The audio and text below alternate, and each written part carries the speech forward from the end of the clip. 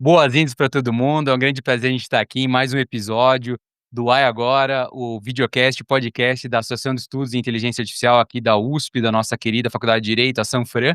E hoje eu tenho a honra de estar aqui com a Stephanie para a gente conversar com dois professores que a gente admira muito, é uma grande honra tê-los aqui. E a gente vai fazer um episódio especial porque a gente vai falar de um relatório que foi gerado. Mas antes disso, queria me apresentar a Stephanie e apresentar os professores. Então, meu nome é Lucas Nóbrega, eu faço parte aqui da Faculdade de Direito, do grupo da AIA, e estou no terceiro ano de Direito. Stephanie, por favor, se apresente. Boa tarde a todos, muito obrigada pela participação, professores. Meu nome é Stephanie, também sou aqui da AIA, estou no segundo ano da graduação e passo a palavra para os professores, que são as estrelas aqui desse episódio, para se apresentar. Eu vou pedir primeiro para a gente falar, então, que o relatório, a gente vai fazer um programa um pouquinho diferente hoje, né? A gente vai fazer, em primeiro lugar, uma apresentação de um relatório, que é o relatório da Comissão de Inteligência Artificial Generativa da Faculdade de Direito da USP. Essa comissão lançou um relatório e dois dos professores responsáveis são o professor Francisco e o Juliano, e a gente tem a honra de recebê-los aqui hoje. Então, a gente vai pedir, por gentileza, para primeiro o professor Juliano Maranhão se apresentar, depois, e logo em seguida, o professor Francisco. E aí, logo em seguida dessa apresentação, a gente vai ter uma apresentação do conteúdo mesmo desse relatório pelo professor Francisco. E aí, ao final, a gente vai começar com as nossas perguntas. Juliano, por gentileza, quem é Juliano Maranhão em 30 segundos? Bom, olha, o item aqui do qual eu mais me orgulho, pensando na mini bio, é ser o coordenador do programa de cultura e extensão do AIA. Acho que essa é a minha principal qualificação. Vocês têm feito um trabalho realmente muito bacana de divulgação do tema da inteligência artificial entre os alunos. Então essa é a minha principal qualificação. Além disso, sou professor da Faculdade de Direito da USP e diretor da Logarithm, que é uma associação também de pesquisa em IA, inteligência artificial, que foi criada por professores da Poli e do IME, né, junto comigo. Também é uma coisa que eu recomendo para vocês, tá, no IA, por enquanto está muito concentrada no direito, vocês precisam, ficar mais próximos dos alunos da Poli e do IME. Perfeito. Francisco, por gentileza, professor Francisco. Quem é professor Francisco em 30 segundos? Muito bem. Bom, meu nome é Francisco Marino, eu sou professor de Direito Civil da Faculdade de Direito da Universidade de São Paulo, a nossa querida, velha e sempre nova academia, e diria que, além disso, a minha principal, virtude é ter, podido, me beneficiar da convivência com o professor Juliano Maranhão ao longo dos trabalhos da comissão, que foi instaurada em 2023 pelo professor Celso Campilongo, né, pela diretoria da faculdade, para justamente dar diretrizes, né, sobre o uso de IA generativa na faculdade. Eu queria, desde logo, fazer dois esclarecimentos. O primeiro é no sentido de que o relatório sobre o qual nós vamos falar nesse encontro foi um trabalho conjunto, né, foi um trabalho feito a muitas mãos, né, então, o relatório em si, ele tem, na verdade, 4 autores, né, são os 3 professores que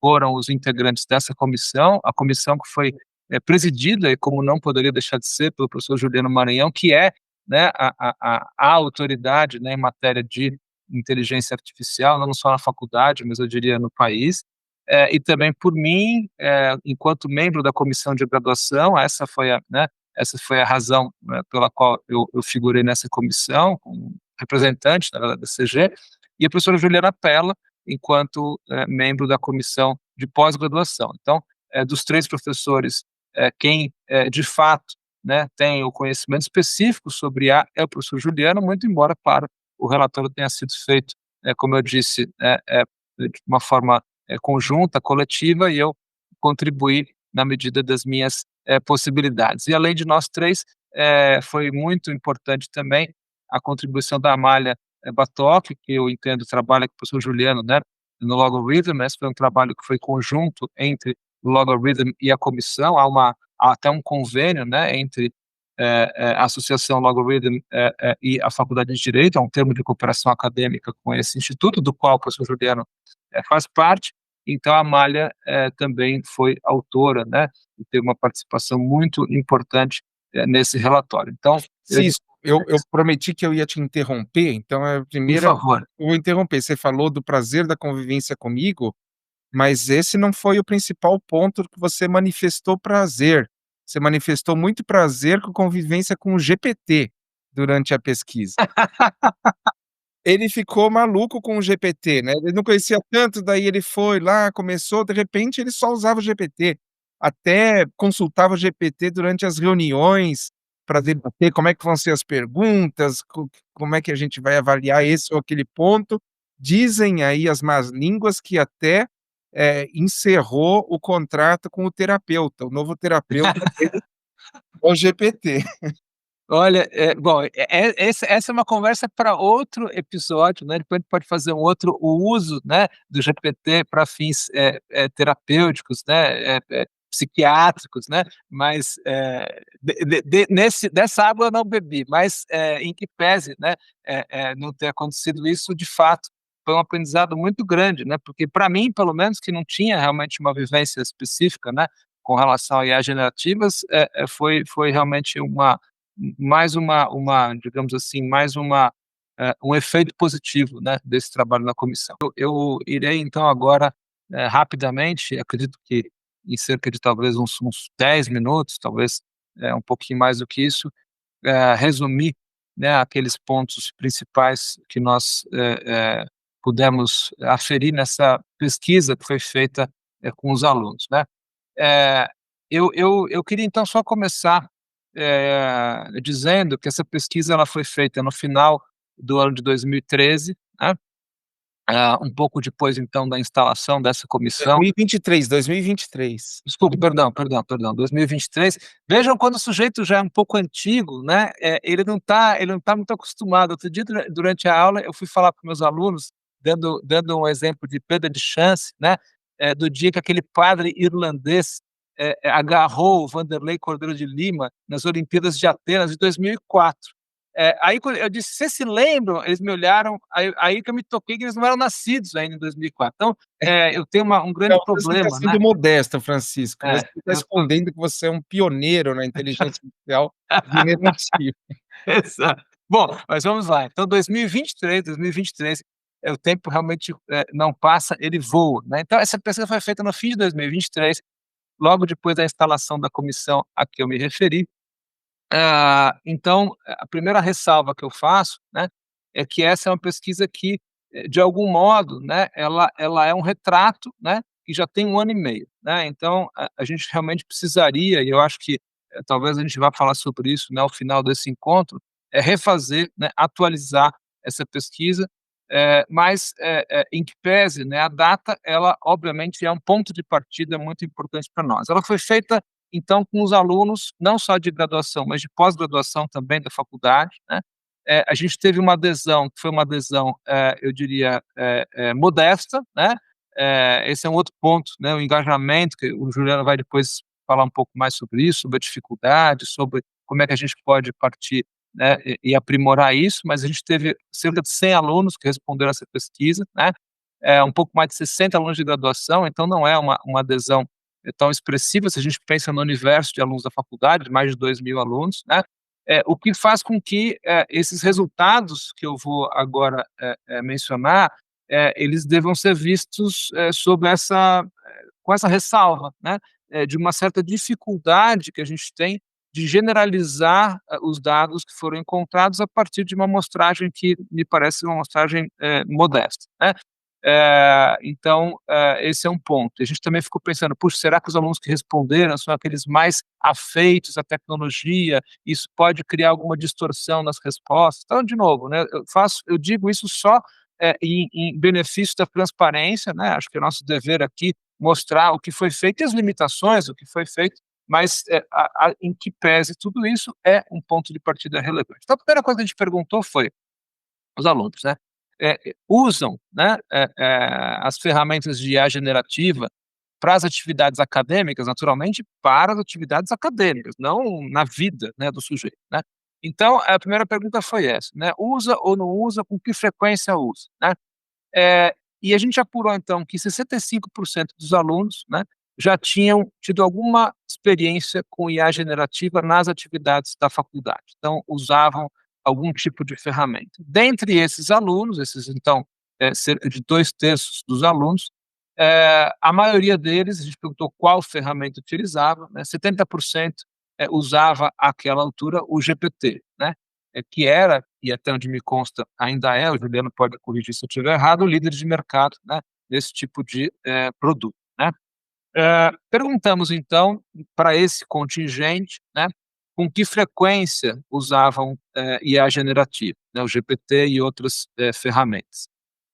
Quase metade dos alunos respondeu que usava esporadicamente, né.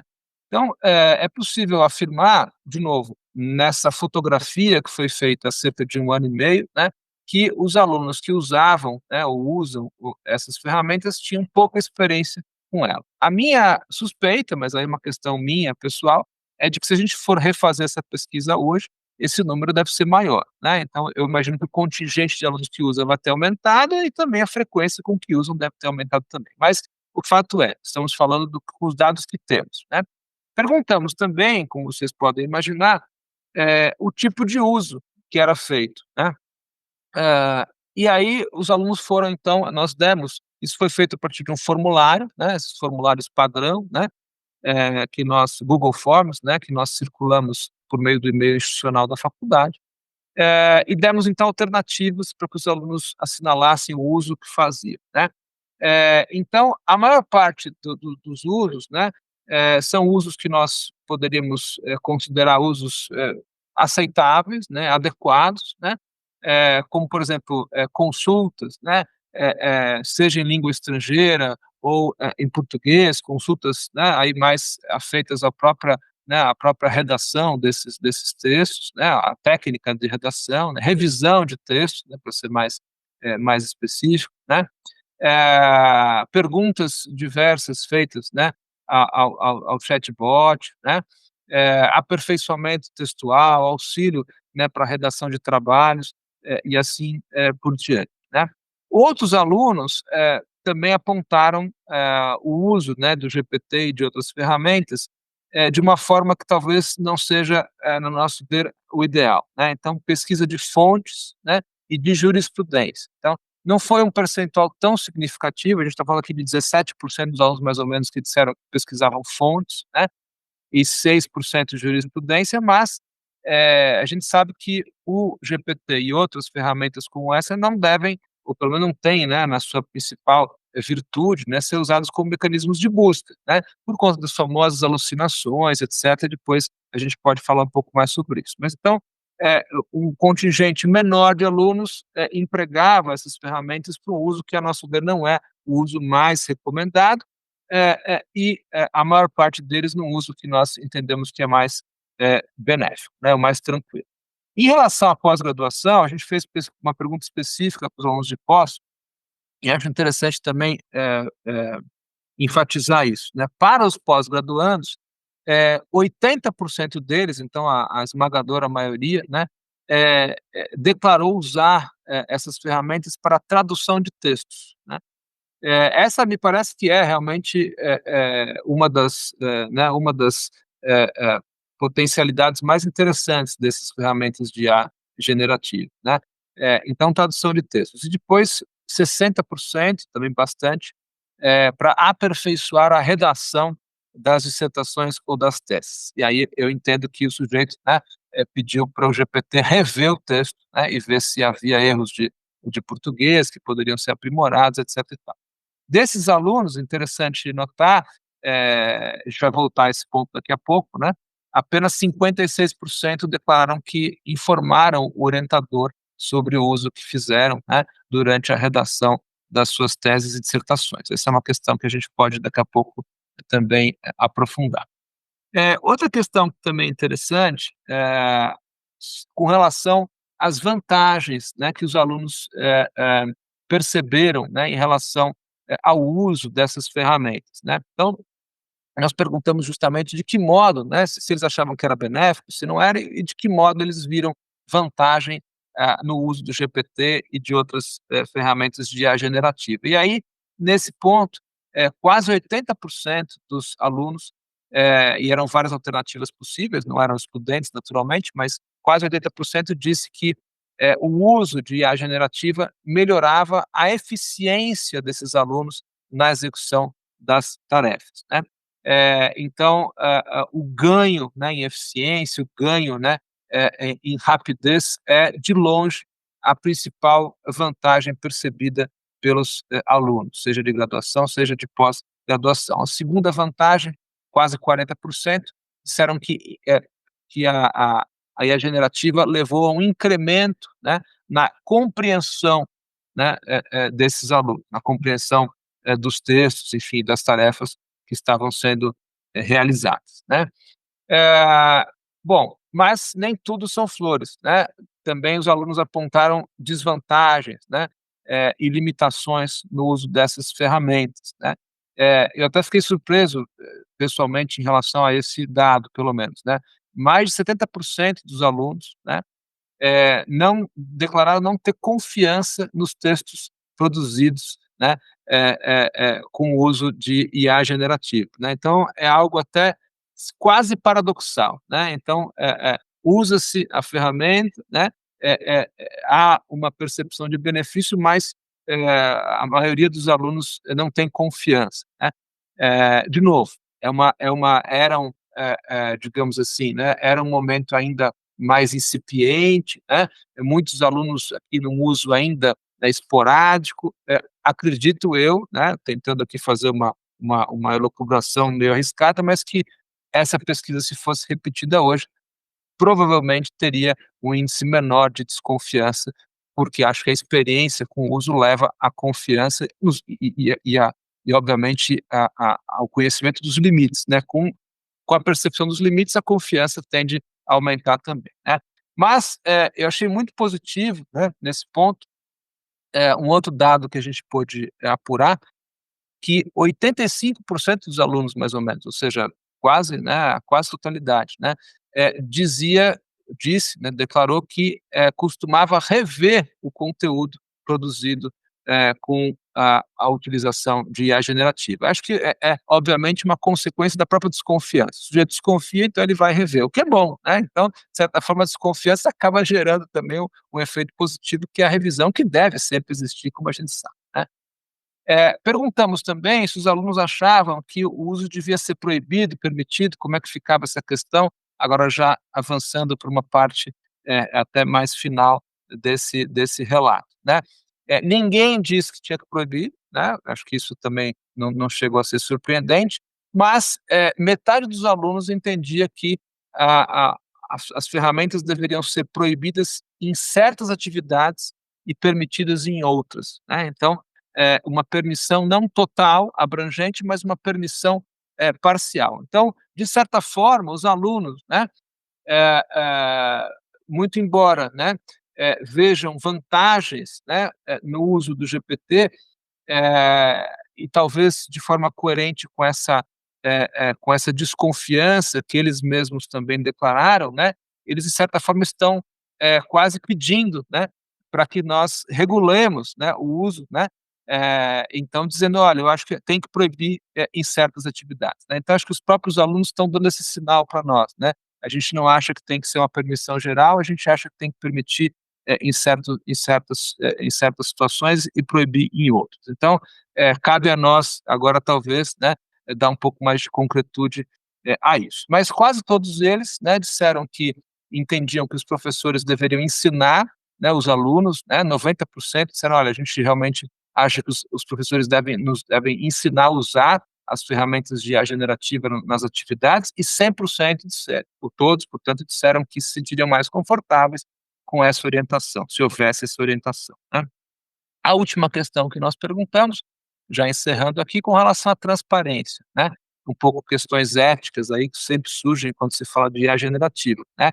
70% dos alunos disse que não informam os professores, né, de uso, que fazem, né, de IA generativa. Então, não sei se essa situação hoje é diferente, talvez não seja, né, pelo menos a minha experiência pessoal como professor, eu também não vejo, né, esse disclaimer, vamos dizer assim, né, geralmente ele não acontece, né, então a maior parte dos alunos não revela o uso que faz, Mas, em compensação, talvez uma coisa positiva, dos que informam, nenhum diz que foi repreendido pelo professor. Então, os professores oscilam, né, entre a indiferença, né, ou um sutil estímulo, né, mas repreender nenhum desses 30% que revelou o uso que fez foi repreendido, né. Então, esse foi o último ponto, digamos assim, dessa pesquisa, que me parece, digno de nota nesse momento, como síntese aí dos resultados que a gente colheu. Então, com isso eu devolvo a palavra ao Lucas e à Esther. Muito obrigada, professor Marino. Então nós gostaríamos de entrar para a parte de perguntas e respostas mesmo. Fiquem à vontade para se organizar e responder da maneira como preferirem. A gente gostaria de entender um pouco mais sobre dificuldades de adesão dos alunos ou o que vocês poderiam, comentar um pouquinho sobre essa parte que a gente vê que é super relevante também para esse estudo, né, e para futuros estudos também. Ali, nesse ponto, né, eu acho que é muito importante, procurar, engajar os alunos na pesquisa, porque, de fato, a gente está diante de uma ferramenta, que ah, tem o potencial de transformar completamente o ensino, né, permitindo que o ensino se concentre mais num aspecto formativo, não mais tão informativo, de formação da capacidade de reflexão, a capacidade analítica dos alunos e a capacidade de argumentação, né. Todo o as ferramentas de IA generativa, elas vêm para substituir esse esforço e energia gasta com a expressão das ideias num texto, né. Ela vai produzir texto, produzir imagens, etcétera, mas que reflitam as instruções do operador. Pode ser o aluno, pode ser o professor. Então aquele material de expressão é algo que a gente vai poder economizar muito tempo e se concentrar na parte analítica e de desenvolvimento da capacidade de raciocínio e argumentação no direito, né. Então, diante disso, é importante que os alunos se conscientizem do potencial transformador para a educação, para a formação deles, e se conscientize do fato de que essas ferramentas vão ser utilizadas no ambiente profissional e eles precisam estar preparados para isso, né. Hã, a adesão a essa primeiro levantamento foi baixa, como o Francisco colocou, mas ainda era incipiente, né, havia ainda pouca informação, as pessoas estavam começando a usar, talvez até aqueles que tenham se engajado tenham sido aqueles mais entusiastas com relação à tecnologia, talvez essa seja uma, intuição pertinente, né. Mas, houve alguma dificuldade, né, a gente até, convocou alguns alunos da pós e da graduação para passar nas salas e explicar, e veio de feedback que talvez não tivesse mesmo muito engajamento, eles não estavam se mostrando interessados, alguns até perguntaram se poderiam ter nota na média se respondesse o formulário, né. Só que como é uma pergunta que vale para todos, seria um negócio da China, né, o aluno responde tem um ponto na média em todas as matérias, né. Eu até toparia, eu acho tão importante que eu venderia, assim, o meu corpo, né, pra isso, né. Opa, opa, opa, O opa, pessoal opa. vai adorar, hein. O pessoal vai adorar, hein. Eu Não, eu vamos eu combinar assim. o meu corpo docente, eu venderia Ah, o não, não, eu corpo estava falando da nota, docente eu estava falando da nota, inteiro. professor. Eu dou 0,1, tá? Eu, como civilista é mais chato, 0,1. Eu dou 0,1, eu dou. 0,1. Já é alguma coisa, 0,1 pode ajudar quando fica com 1,7, aí arredonda, né. Então, pode ser decisivo. Mas acho que essa reação um pouco, eh, revela ou ainda é incipiente, ou falta uma conscientização da importância, dessa transformação tecnológica, que é uma transformação, das nossas vidas, uma transformação da sociedade e uma transformação da educação, né. Você a gente tem que pensar a universidade como um espaço normalmente é visto como um espaço, uma instituição pública, né, do Estado, em que os docentes oferecem um serviço para os alunos.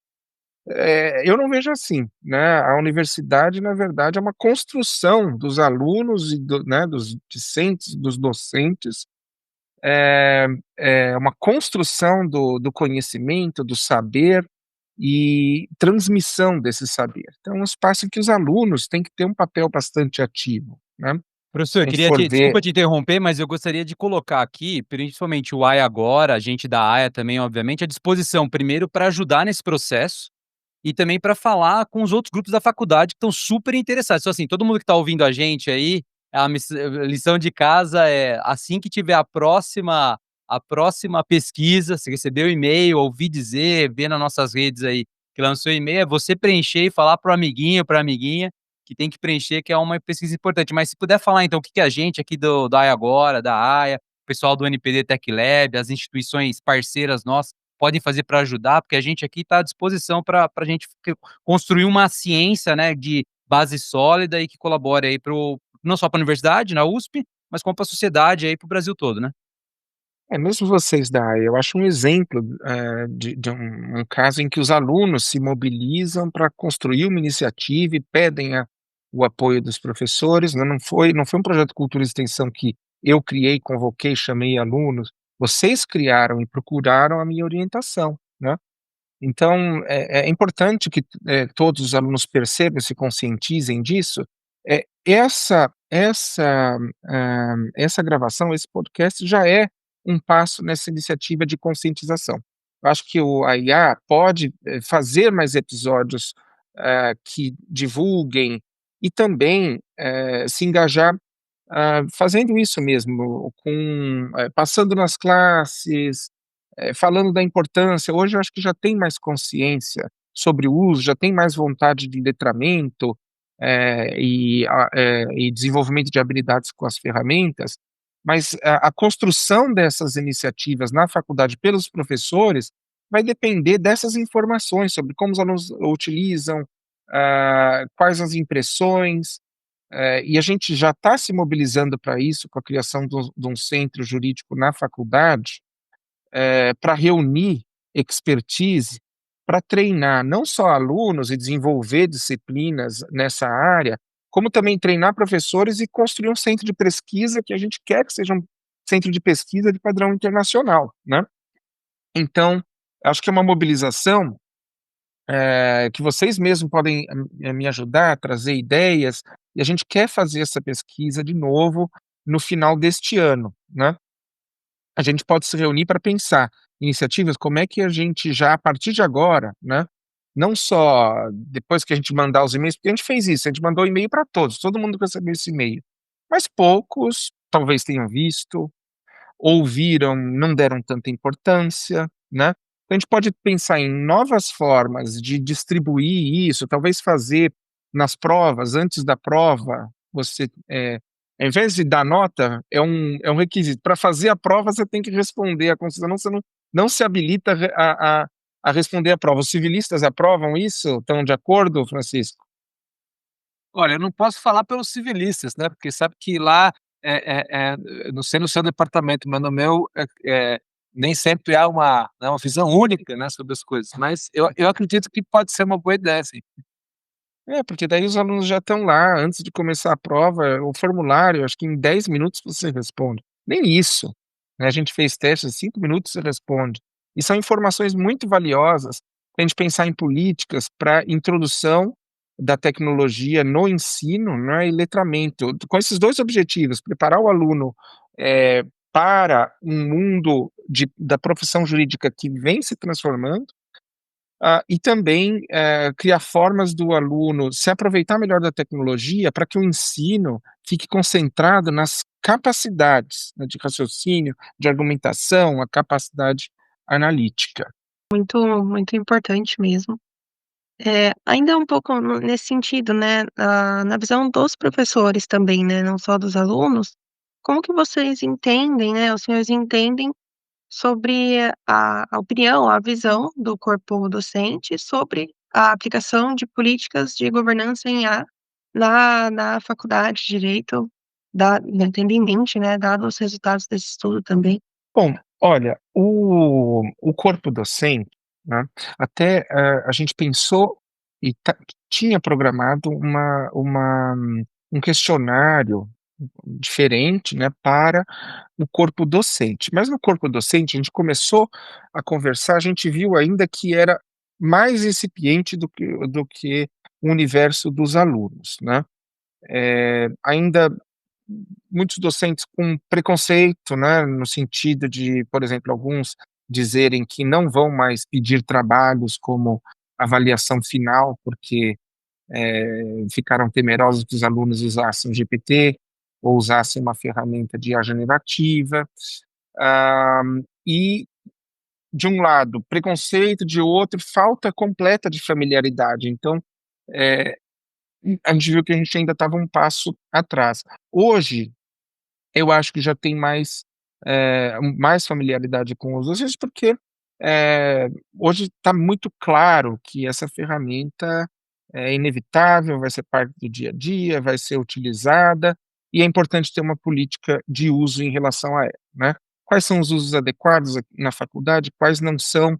E os usos adequados ou não, tem a ver com esses valores, né, proteger a integridade acadêmica, né, mas, principalmente, promover a capacitação dos alunos, né, não só na formação profissional, mas, a capacitação dessas habilidades de raciocínio e poder analítico, né. Então, dentro, daquilo que nós entendermos, isso deve ser estimulado na faculdade, mas para isso, um dos pontos que até está nas nossas recomendações do relatório, e óbvio que nós somos uma comissão, com alguns professores, nós não podemos falar sobre todo o corpo docente, existe autonomia universitária de cada, professor. Então, a nossa recomendação foi mais no sentido de criar esse centro, né, para que, o tema seja debatido até que a gente construa uma política em conjunto. Mas, de novo, é importante os alunos participarem disso para participarem da construção da política. O primeiro passo é trazer essas informações, mas depois, isso vai levar à elaboração de uma política de governança.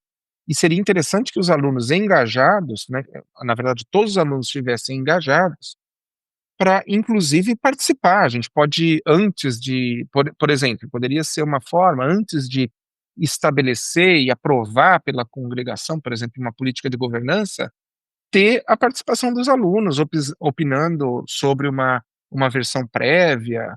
A ideia é quanto mais colaborativa, essa é uma construção e muitas vezes até, pena que a gente não foi adiante, não fez o questionário com os professores, mas certamente iria revelar que, o uso é mais incipiente entre os professores do que entre os alunos. E essa até é algo que a gente tem que trabalhar para a próxima pergunta. E algo que é muito importante, a gente fez essa uma pesquisa parecida lá no CNJ, eu liderei uma pesquisa no CNJ nesse sentido.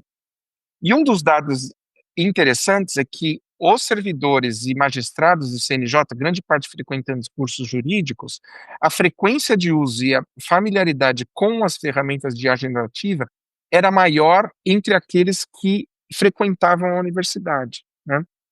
Então é importante, é um foco que se irradia na universidade, né, para as outras instituições sociais. A gente tem que tomar as rédeas disso e tomar as rédeas não é só, não me refiro só ao corpo docente, é o corpo docente junto com o corpo discente. Se eu puder Bacana. só fazer Claro. um rápido acréscimo aqui, eu acho que, eh, eu tenho certeza, né, em relação a esse ponto que foi colocado por último pelo Juliano, né, acho que a gente não precisa de nenhuma pesquisa para saber que os professores, certamente, fazem, uso dessas ferramentas de uma forma muito mais incipiente, né, e menos frequente do que os alunos, né, em outras palavras, dito de uma forma muito clara, né, os alunos conhecem mais essas ferramentas do que os seus professores, disso eu não tenho dúvida nenhuma, né, 0 dúvida. Claro que a pesquisa é relevante, deve ser feita, como o Juliano colocou, a gente tinha a ideia de fazer, depois por algumas dificuldades acabamos, não implementando, o que não significa que ela não possa vir a ser feita, no futuro. Mas, esse dado a gente já tem, os professores conhecem menos do que os alunos, né. Eu só acho que, um outro ponto que foi colocado pelo Juliano, que eu acho que é muito importante, é a questão da autonomia, né, docente, né, que é um mantra, né, que a gente sempre procura, observar. Então, nesse sentido, eu acho que a gente tem que fazer uma distinção, né, entre aquilo que é uma política institucional, com relação ao uso de IA generativa, e aquilo que é o uso específico que cada professor pode, recomendar e pode até estimular ou não nas suas atividades, né. Então, uma coisa não interfere na outra, né. Eu acho que a faculdade como um todo, né, a instituição deve regular e deve dizer: "Olha, o uso é permitido", né, com recomendações, né, e nós, obviamente, procuramos contribuir para isso com esse relatório, porém, não é possível também, obviamente, impor, né, ao professor que use, né, a IA generativa nas suas atividades. Vamos imaginar aqueles professores, eh que, já, e às vezes por circunstâncias pessoais, etárias, etcétera, não têm, né, uma familiaridade e não vão, né, se sentir à vontade, né, pra utilizar, enfim, do modo mais, né, mais extenso, não há como impor, né, que eles façam esse tipo de uso. Então, por outro lado, obviamente, há aqueles professores, e o professor Juliano certamente é um deles, que vai fazer um uso mais intenso dessas ferramentas. Acho que há essa dosagem vai ficar muito a cargo, né, e a critério do professor, mas a orientação geral tem que existir também. Então, tem um monte de coisas que são complementares, né, certamente, pra boa harmonia, né, dentro da faculdade. Algumas coisas, por exemplo, como transparência. Transparência é chave, e foi algo que apareceu já como um item preocupante de falta de transparência. Em parte, suponho eu, isso não vem na pesquisa, mas é uma relação causal que a gente pode supor, pela incerteza quanto à licitude, né. Então eu não sei se pode ou não pode, eu não revelo, né. Então, agora, numa política de governança em que se reconhece como uma das práticas admissíveis de ensino, se vai usar ou não é outra coisa, já traz um benefício no sentido de tranquilizar os alunos de que isso é uma possibilidade, né. Mas também conscientizar os alunos que, ser transparente em relação ao uso e os professores estando pelo menos receptíveis a isso, é importante, porque, vamos imaginar, ao invés de apresentar o trabalho sem dizer: "Apresente o trabalho, revelo o que usei, revelo o prompt", isso dá a oportunidade do professor ou em outros com apoio de outros departamentos da faculdade, como vai ter o Sejud, entender se o aluno está usando da melhor forma a ferramenta, né, e de que forma essa habilidade pode ser, desenvolvida, ele vai ter um ganho, né, e também vai ser possível avaliar melhor, né, por exemplo, revelando o prompt ou revelando como foi a estratégia desenvolvida para gerar aquele conteúdo, vai, criar possibilidades para que o professor possa orientá-lo nessa capacidade de análise e de argumentação, não naquilo que vai ser expresso e vai, resultar no texto, mas na construção intelectual que é prévia a isso. Isso que é importante que isso seja acessado, que o resultado pode bloquear o acesso, né, a entender o que que exatamente foi produto dessa reflexão intelectual do aluno. Muito interessante, né, porque esse ponto específico é um dos que a gente gostaria de entender mais, né, com os senhores, que é essa questão de a ferramenta, ela nos ajudar a desenvolver as habilidades essenciais, sem, né, gerar ali algum prejuízo para o aprendizado, né. Então, se vocês puderem, desenvolver um pouco mais nesse sentido de como que seria um uso adequado dessas ferramentas, né, como mais um suporte ao invés de uma delegação de tarefas, né, na questão do aprendizado aqui na graduação e pós também. É isso que a gente vai, precisar desenvolver, e ter um centro para isso é interessante, tanto para letrar os alunos quanto para letrar os professores, né. É muito importante, é inevitável para os professores entenderem, né, como funciona. Se vai e como utilizar é outra coisa, mas entender e poder ter essa opção didática é muito importante. Por quê? A ferramenta ela pode ajudar tanto na formação, vamos imaginar, vamos pensar num trabalho, vai ter se resultar num texto escrito sobre algum tema. A ferramenta ela pode ajudar tanto na construção das ideias, né, então trazer informações, eu tenho, formas de, criar diálogos ou sintetizar documentos que eu encontrei que sejam relevantes, mesmo como ferramenta de pesquisa pode ser utilizada, não é um mal em si, importante que seja revisada a pesquisa, porque pode haver imprecisão ou mesmo alucinação. Mas ela pode ser utilizada nesse processo formativo, de formação das ideias, né, eu coloco algumas ideias, já, né, no prompt e busco outras informações ou associações que possam vir, porque um sistema de IA que foi treinado com milhões de documentos, né, e ele vai por associação, por probabilística, né, que aquele conteúdo tenha, ele vai achar coisas que estão relacionadas e vão aparecer ideias interessantes. E tem formas de construção, de diálogos em que eu posso dialogar e receber mais inputs, né, ou mesmo sintetizar textos, ou procurar e pedir formatos para sistematização de um determinado conteúdo. Então, tudo isso vai ajudar a estruturar na cabeça aquilo que eu quero, expressar, né, desenvolver na minha cabeça aquilo que, mais conteúdos ligado àquilo que eu quero expressar, que é meu argumento, que vai ser exposto no texto.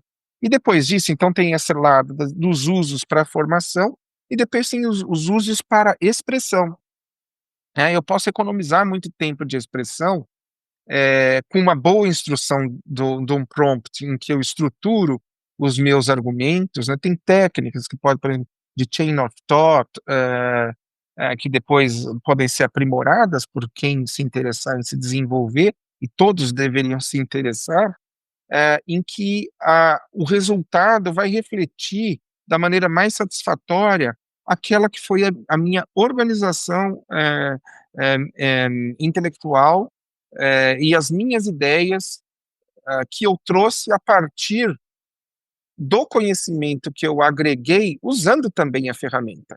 Então, com um bom prompt bem organizado, eu posso ter já um primeiro resultado, bastante interessante de redação, daquelas ideias, e depois, saber revisar.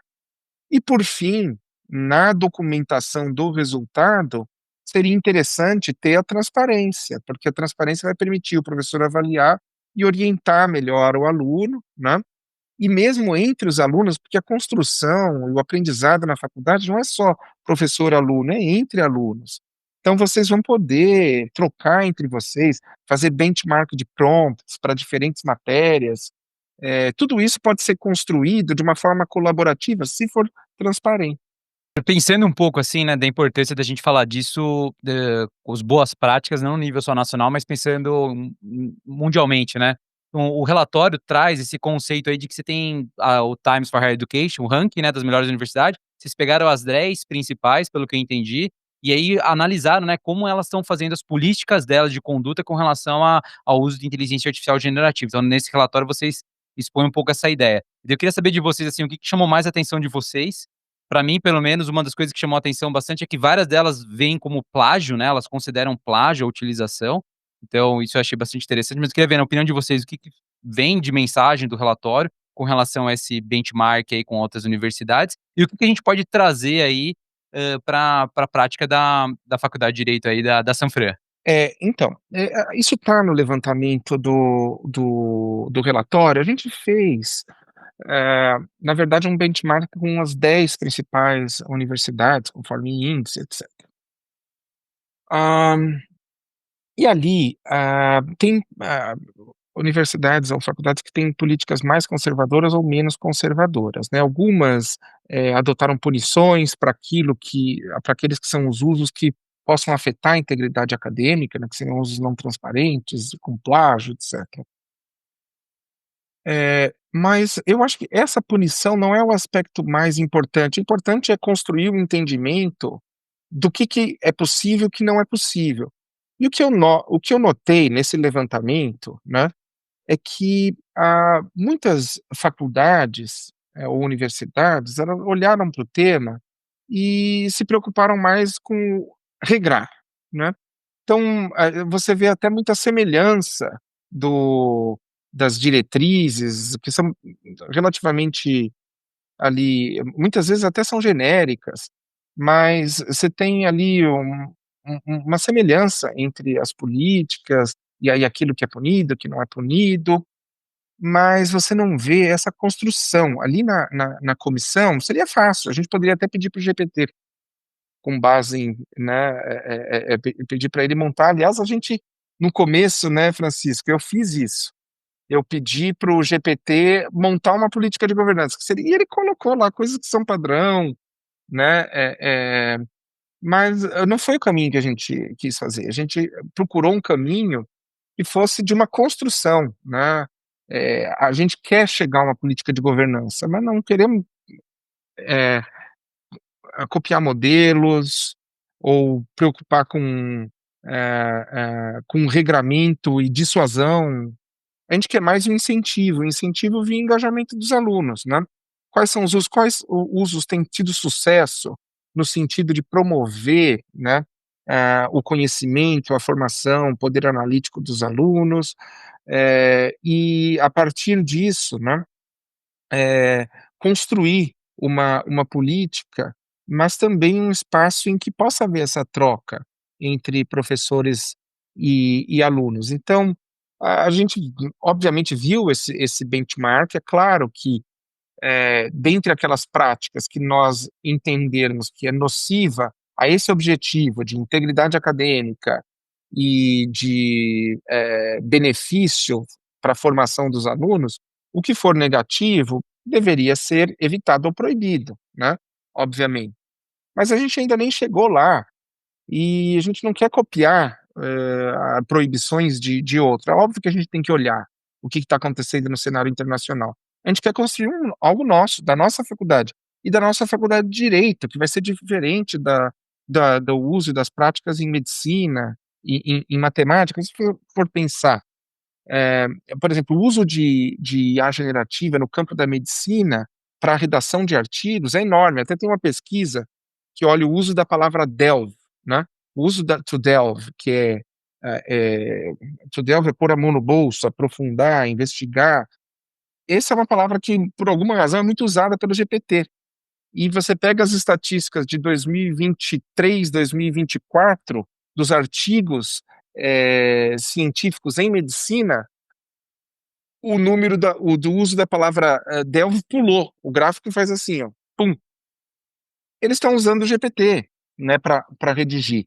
Mas ali você tem um campo em que, os re o autor, ele coloca os resultados dos experimentos e da pesquisa, etcétera, e eles não têm essa mesma capacidade de redação. A forma de expressão é menos importante, portanto são os resultados, né. Ou em outros campos de exatas, você tem os resultados, importantes são os resultados. E aí essa ferramenta é muito boa para expressar e transformar aquilo num texto. Já no direito, né,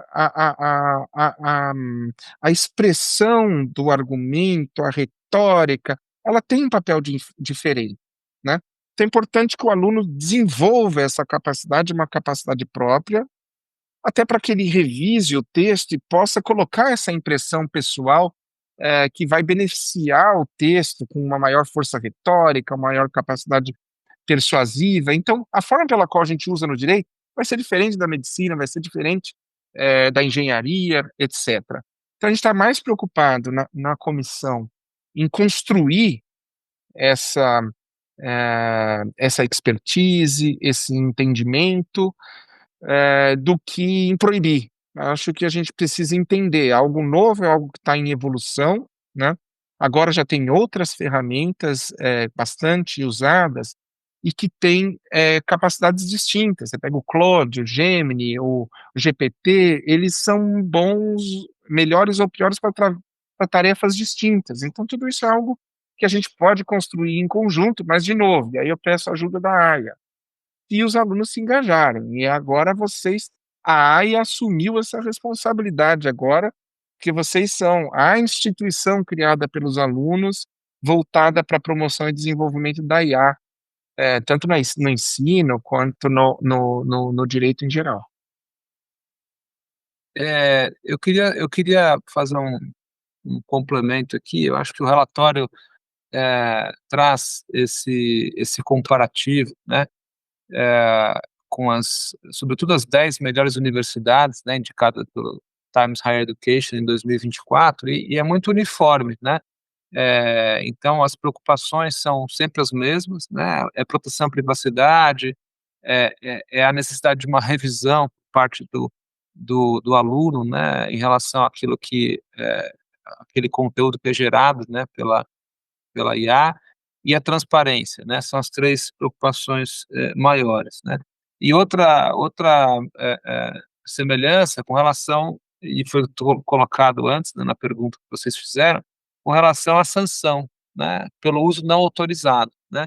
Já que, a tendência é que o uso seja regulado de algum modo, né, ele não é livremente, né, permitido, ele é permitido, para certas tarefas e não para outras, né, e o docente tem em muitos casos, né, nessas universidades, tem a sua, eh eh, em homenagem na sua própria autonomia, a possibilidade determinar que o uso não é permitido, né, na sua disciplina, né, ainda que a unidade, né, de ensino tenha uma política, permissiva, né, ele pode dizer: "Não, na minha vocês não vão usar", então a questão é: "Ok, né, se isso é, e uso não autorizado, como é que fica?". E a maior parte dessas universidades entende que, deve haver uma penalidade pelo uso não autorizado, e ela, em muitos casos, é similar, ao plágio, né, que é algo obviamente bastante grave. Então, eu acho que essa é uma questão realmente importante, né, e que deve ser debatida entre nós daqui para frente, né. Eu acho que, a gente, nós engajarmos, né, os alunos nessa discussão é fundamental, e talvez menos aqui para saber, afinal, hoje, né, como é que se faz o uso, como é que não se faz, quanto, né, já andamos em relação à pesquisa que foi feita no final de 2023, e mais para concretizar esse discurso, né, porque, daqui para frente a gente tem que, eu acho que avançar, né, avançar não só da forma mais concreta possível, né, em relação a quais são os usos, né, permitidos, já que não são todos, né, mas também não é nenhum, né, e as sanções. Eu acho que essas são as 2 questões, principais. E aqui, obviamente, cada um tem uma experiência e uma vivência, né. Eu, por exemplo, tenho uma preocupação, enorme com relação a certos usos, né, que talvez outros professores entendam que são usos aceitáveis, né. Por exemplo, você fazer resumo, né, isso não só nas universidades, mas isso se discute hoje nos colégios, né. Eu tenho filho, sobrinho e tal, e todos os colégios de São Paulo estão discutindo isso, né. E um uso que na minha percepção, posso estar enganado, mas um uso que é razoavelmente aceito é pedir que o GPT, faça, ou outra ferramenta, faça um resumo do texto, né, que tem que ser trabalhado para alguma tarefa. Eh isso para mim é algo que, muito embora possa ser útil, né, e possa aumentar, né, a eficiência. Vamos lembrar que na pesquisa que foi feita, né, os alunos disseram, que a maior vantagem é a eficiência, a agilidade. Então você pedir para a máquina resumir para você alguma coisa vai te dar um ganho, né, de tempo, mas por outro lado se perde-se muito com isso, né. Então a minha, aí pessoalmente falando, né, a minha preocupação com, aquilo que se perde, né, ganha-se de um lado, perde-se de outro. O processo, né, você resumir um texto envolve, tem toda uma cadeia, né, lógica, né, de raciocínio, de compreensão, que se você, simplesmente delega para a máquina, você pode ter uma vantagem, mas certamente você perdeu alguma coisa, você empobreceu a experiência nesse percurso. Então, eu acho que esse tipo de coisa tem que ser debatido, né? De novo, ainda que não se vá proibir, mas não acho que é o caso, mas mostrar, né, de que modo pode haver um efeito prejudicial, né, em muitos desses usos. Obviamente, há uma série de usos que são usos realmente só benéficos, né, que só têm vantagens, aí há usos que têm vantagens e têm desvantagens, e a gente precisa debater essas questões. Então, eu acho que a gente está ainda engatinhando nessa discussão, a discussão realmente concreta, né, de usos e de sanções. Eu acho, né, Francisco, a gente tem que chegar numa política que seja bem mais refinada, né, do que essas que a gente viu nas universidades. Ah, cuidado com a privacidade, ah, cuidado. Fica muito genérico. A gente pode ter algo muito melhor que venha desses levantamentos sobre quais são as ferramentas que estão disponíveis, que são mais adequadas para qual atividade, qual é mais eficiente para síntese, qual é mais eficiente para geração do texto e assim por diante. Quando a gente vai ver, por exemplo, resumo, tem usos bons e usos ruins, então, nas escolas, né? É, é, por exemplo, a proposta da atividade é ler Machado de Assis. Aí pega uma obra do Machado de Assis, vai lá e resume. Aí você perde, porque o objetivo era justamente que o aluno tivesse a capacidade de interpretar e refletir sobre o texto. É claro que o importante é ele ler todo o texto. Mas se for numa atividade de pesquisa, eu faço um levantamento inicial bibliográfico, por exemplo, usando o Google, e tem lá 50 artigos sobre o tema, em vez de eu sair lendo os 50, eu posso pedir, usar a ferramenta de generativa para pelo menos dar uma síntese inicial, para eu entender se aquele artigo vai efetivamente contribuir com aquilo que eu quero desenvolver na pesquisa. Aí eu reduzo de 50, eu reduzo para 8 artigos que eu vou ler, fica algo viável, né? E então tem usos e usos da síntese que podem ser adequadas. Isso é uma discussão não só na área de educação, no judiciário também, né? A gente debateu muito na comissão do CNJ sobre transparência quanto ao uso, por exemplo, na sentença, se deveria o juiz expressar ou explicitar que usou o GPT para elaborar ou não. E estava todo mundo concentrado e preocupado com o uso para redigir a sentença. Eu, por outro lado, até levantei lá nas reuniões que me preocupava mais o magistrado utilizar o GPT ou ferramentas afins para sintetizar documentos dos autos, ou seja, ele vai conhecer esses documentos a partir da síntese que a máquina fez. Não pode, eu acho que aqui, no momento de construção da convicção do juiz, o uso da ferramenta pode ser mais grave do que na simples expressão do seu convencimento, né? Então, essa síntese, o que a máquina vai selecionar? Pode não selecionar aquilo que seria mais importante. E no final das contas, esse ficou um ponto que ficou em aberto na regulação. Então, quando a gente for pensar aqui na faculdade, tem que pensar quais são os usos para formação do entendimento, quais são os usos para expressão do entendimento, né? Quais usos são admissíveis ou não, em quais circunstâncias. Mas esse regulamento pode ser bem mais granular, né? Não algo só genérico, que efetivamente seja um guia de orientação, respeitando a autonomia universitária. Se for usar, existem ferramentas que são melhores para esse ou para aquele uso. Existem usos que são para construção do entendimento, existem usos que são para expressão, e fazer guias conforme a própria experiência que sair da nossa faculdade, tá? Então eu não quero ser repetitivo, mas os alunos têm que participar disso, vocês não podem ficar de fora. Professor Juliano, professor Francisco, eu e a Stephanie vai agora que a gente agradece muito a presença de vocês aqui.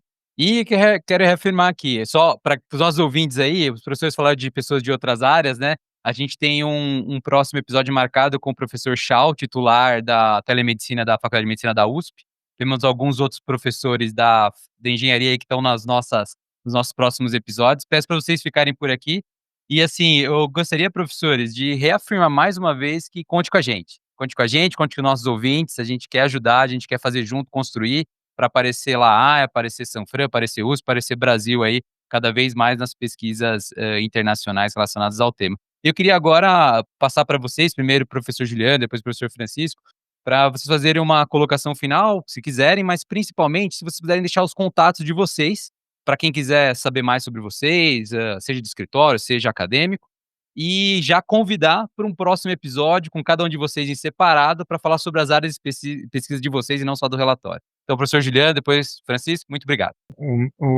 Para entrar em contato comigo é fácil, é Juliano Maranhão, tudo junto, @usp.br.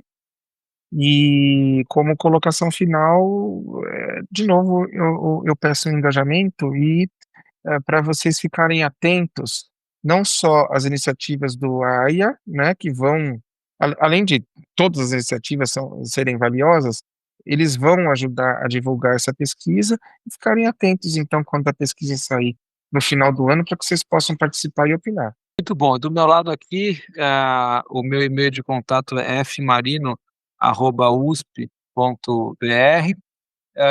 Eu queria só, enfim, nesse encerramento, eh, agradecer novamente o convite que foi formulado, desejar que vocês tenham aí sucesso nos próximos episódios. Foi um prazer participar e como sempre, estando aqui ao lado do professor Juliano, eu sempre aprendo muito, é sempre muito produtivo, é muito prazeroso. Então, eu queria só deixar esse último agradecimento e fazer uma sugestão, né? Eh, Esse é um tema que está na ordem do dia, né? Não só na questão acadêmica, como vocês estão colocando, mas também na perspectiva, agora pensando aqui na minha área, né, da reforma do Código Civil, né, vocês devem estar acompanhando aí os debates calorosos, né, sobre o projeto de lei que busca reformar o Código, né, e esse projeto ele busca introduzir, né, um livro totalmente novo e inédito, né, e acho que inédito no mundo, né, em termos de Código Civil, pelo menos, que é um livro de direito digital. E acho que vale a pena, de repente, vocês fazerem depois um outro episódio para discutir esse tema, e aí certamente o professor Juliano será também novamente uma voz importante para participar desse debate. Então fica aí a sugestão, e agradeço novamente. Muito obrigado. E para você que está nos ouvindo, fica a sugestão aí de acompanhar tudo que a gente já fez aqui, se inscrever no canal para acompanhar os próximos. Um grande abraço e até o próximo. Valeu.